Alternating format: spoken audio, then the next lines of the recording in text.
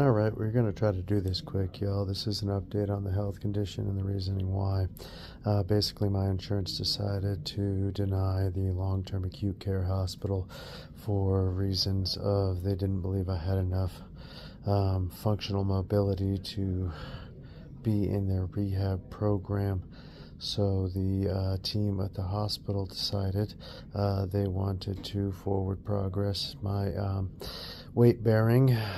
So today we had all the staples and the sutures removed from all of this, including the wrapped spot. All the staples are out of this nub. You'll see an update on my GoFundMe. One, if you're a donator, and two, if you're just looking and you want to see it. But I figured I'd go through some of the health ailments. These two scars are what was called an EXIF scar. There are two down here. I'm not going to unveil.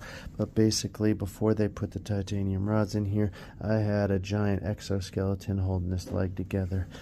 This is what road rash decides to look like afterwards. That's about all I got, just due to the fact, well, on that leg. The other one was horrendously, well, so bad it was removed. But there was more. This is where they put a titanium rod in. This giant staple scar that goes past where you're allowed to see on YouTube was where they tried to harvest a vein to save this leg. It was broken. My foot was broken in like 14 locations. My leg was broken ridiculously. My knee was dislocated. And then my vein and artery was dissected or bisected, basically cut in half due to the crash. They put back together the artery because the walls are thicker. They tried to harvest the vein because basically if you try to fix a vein, they kind of just shred.